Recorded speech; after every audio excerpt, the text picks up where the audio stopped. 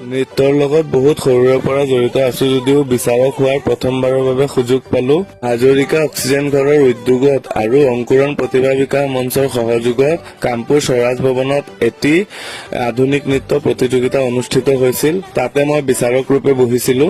বিচাৰক হিচাপে মই কিমানখিনি যোগ্য সেইটো মই নাজানো, কিন্তু তাত বহাৰ লগে লগে আপোনাৰ ওপৰত এটা বহুত ডাঙৰ ৰেছপন্সিবিলিটি আহি পৰে।